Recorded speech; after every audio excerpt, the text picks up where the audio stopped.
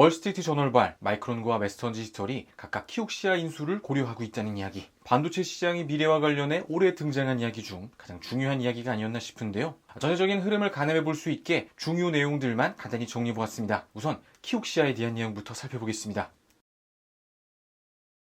잘 아실만한 이야기죠. 원래는 도시바 메모리였습니다. 도시바는 이렇게 단단한 기술력을 바탕으로 이후 차지하게 될 여러 번의 반도체 시장의 위기 속에서도 살아남아 최후의 승자로 남게 되었습니다. 하지만 2015년 도시바의 회계 부정 사건이 발생하고 2017년 도시바의 원자력 발전소 사업이 엄청난 손실을 입게 되면서 도시바는 생존을 위해 알짜 사업인 도시바 메모리를 매물로 내놓게 되는데요. 이때 웨스턴 디지털이라든지 일본 정부 주도의 올 재팬 컨소시엄 등이 도시바의 인수를 노렸지만 최종 승리를 거둔 진영은 베인 캐피털 주도로 만들어진 판기아 컨소시엄이었죠. 일본의 투자은행 기관들과 함께 SK하이닉스가 이 판기아 컨소시엄 안에 속해 있다는 것 정리하고 넘어갈 만한 중요한 포인트가 되겠습니다. 이렇게 도시바 메모리는 한미일 컨소시엄에 인수된 이후 키옥시아라는 새로운 이름을 갖게 되는데요. 이후 어느 정도 운영이 안정화된 뒤에 키옥시아에 대한 이야기가 다시금 뉴스플로우에 등장하게 되는데 바로 일본 증시 IPO 소식이었죠. 작년 3분기를 뜨겁게 달궜던 키옥시아의 IPO는 결론적으로는 무산되었지만 다시 한번 살펴볼 충분한 가치가 있는 이야기입니다. 우선 한미일 컨소시엄이 최초 이 도시바 메모리에 투자했던 규모가 2조 엔이었고 이후 키옥시아로 사명을 바꾸고 IPO를 추진할 때 기대했던 대략적인 규모가 3조 5천억 엔 정도였는데요. 문제는 시기가 너무 좋지 않았다는 점입니다. 반도체 시장은 이미 슈퍼사이클을 지나쳐 가격 하락이 지속되던 상황에 또 미중 무역 갈등이 고조되면서 메모리 반도체 시장의 불확실성이 커지던 시기였죠. 그리고 코로나 사태가 연타로 터지면서 2조 원에 채 못 미치는 규모로 IP가 축소되는 것입니다. 하지만 지금 다시 상황이 반전되었죠. 시장은 다시 슈퍼사이클을 향해 가고 있고 엄청난 유동성이 풀려있는 지금 반도체 기업들의 가치도 덩달아 치솟고 있습니다. 키옥시아가 또 다른 기업의 인수가 되는지와 무관하게 언제든 IPO 카드를 다시 꺼내들어도 전혀 이상하지 않은 상황. 그리고 이 이야기가 중요한 이유는 SK하이닉스와의 상관관계 때문이겠죠. 판기아 컨소시엄의 일원인 이 SK하이닉스는 LP 자격으로 2조 6천억 원, 전환사채 인수에 1조 3천억 원 규모로 총 4조 정도를 투입했고 그렇게 SK하이닉스가 가진 전환 우선주를 보통주로 전환하면 15% 내외의 지분을 확보하게 됩니다. 작년에 IPO는 무산되었지만 이 15%라는 지분율은 향후 우리가 이 키옥시아의 행방을 주목해볼 충분한 이유가 되죠. SK하이닉스는 해당 투자를 단순히 투자이익 실현이 아닌 전략적 차원에서 장기적인 카드로 활용하겠다 여러 번 밝힌 바 있는데요. 인텔의 낸드 사업부 인수 협의에 도달하고 2025년까지 낸드 2위권 기업으로 도약하는 동안 발생하게 될 시장의 수많은 변수들, 특히 마이크론과 웨스턴 디지털 이 두 미국 기업이 키옥시아의 인수를 노리고 있는 시점에 하이닉스의 손에는 키옥시아의 지분이라는 또 하나의 카드가 쥐어져 있는 상황입니다. 이제 다시 키옥시아의 이야기로 돌아와 월스트리트 저널의 이야기는 낸드 플래시 시장 판세에 무게추 역할을 하게 될 이 키옥시아를 두고 마이크론, 웨스턴 디지털 두 기업이 인수 의사를 가지고 있다는 것이죠. 우선 두 기업 중 웨스턴 디지털의 경우는 앞서 판기아 컨소시엄의 인수 당시에도 인수전에 참전했던 이름이자 현재 키옥시아와 가장 가까운 관계에 있는 기업입니다. 웨스턴 디지털과 키옥시아는 조인트 벤처를 만들어서 연구개발과 생산을 함께하는 독특한 구조를 취하고 있는데요. 과거 인텔과 마이크론이 IM 플래시 테크놀로지를 만들어 함께 뉴 메모리 비전을 키워나갔던 것과 유사하죠.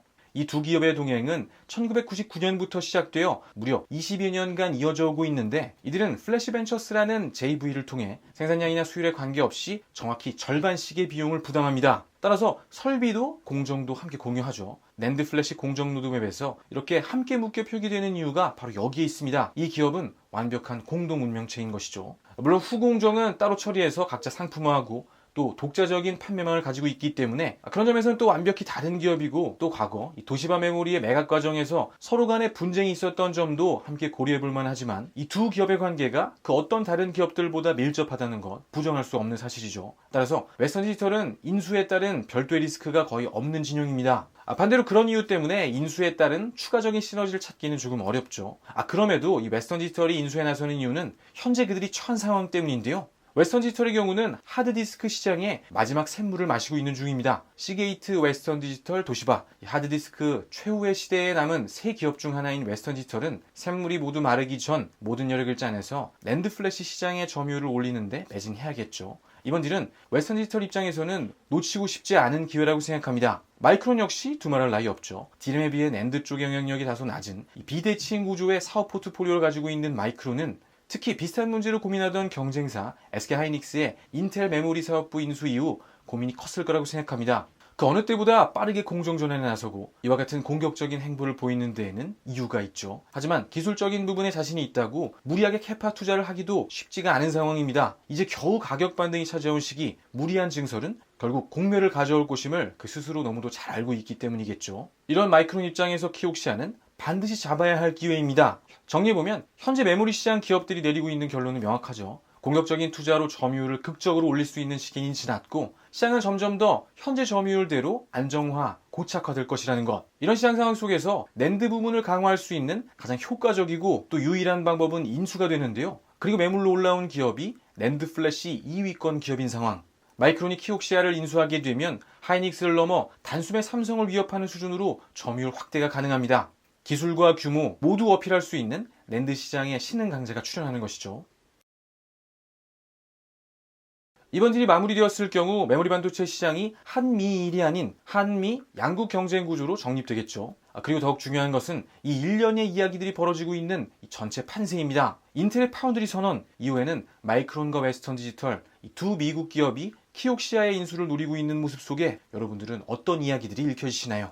제 눈에는 미일 반도체 전쟁 이후 진영을 물러 관망하고 있던 미 정부가 마침내 이 메모리 반도체 시장을 향해 다시 본격적으로 움직이기 시작하는 모습이 보입니다. 중국을 견제해야 한다는 프레임을 넘어 반도체 쇼티지 사태를 해결해야 한다는 아주 그럴듯한 당위성과 함께 말이죠. 이 모든 것들이 단순히 기업들의 사정에 의해서만 벌어지는 일이 아니란 점, 앞으로 벌어지게 될 이 키옥시아 관련 이야기들에 집중해볼 아주 중요한 이유가 되겠는데요. 월스트리트 저널도 이번 딜에 미국 정부가 개입할 수 있다는 점을 지적했는데 표면적인 이유야 이 중국과의 반도체 전쟁 구도를 유리하게 가져가기 위한 포석 정도로 설명하겠지만 삼성과 하이닉스의 핵심 거래선에 미국 기업들의 비중이 매우 높다는 점, 그리고 그 변화 이후 미국과 메모리 시장을 놓고 경쟁 구도에 놓이게 되는 형세 변화를 다시 한번 살펴볼 필요가 있습니다. 만약 키옥시아가 웨스턴 디지털과 마이크론 둘 중 하나의 인수가 되어 이 메모리 반도체 시장이 한미 경쟁 구도로 흘러간다면 우리는 이 경쟁 구도를 한미 공존 구도로 끌고 가기 위한 전략들을 지금부터 고민해야 합니다. 국가적 차원에서는 물론이고 기업들 역시 인수 전에 컨소시엄 형태로 참여할 것을 제안해 딜금액 일부를 함께 부담하고 지분 참여에 나서는 등의 선제적인 대응도 고려해 볼 수 있겠죠. 한미 경쟁 구도가 아닌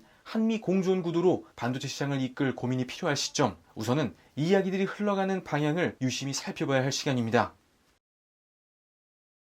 반도체 종주국 미국이 다시 메모리 반도체 시장을 향해 움직이는 시간. 지난 몇 년 메모리 반도체에 치중된 경제 구조를 보완해야 한다는 주장들이 등장해 사회적 차원 투자 역량이 메모리 외의 영역에만 집중 지원되어 왔죠. 물론 그 방향성에 대해서는 누구도 부정하지 않지만 이제 미국의 본격적인 참전 이후 메모리 반도체 시장의 전투를 그저 기업들의 몫으로만 맡겨둘 수 없는 명확한 이유들이 있습니다. 대한민국의 메모리 반도체 방어전, D램과 낸드 이 두 개의 단일 품목만으로 반도체 시장의 3할을 차지하는 이 거대한 우리가 가진 시장을 지키기 위해 우리는 어떤 노력을 할 수 있을지에 대한 고민이 필요한 시점이라고 생각합니다.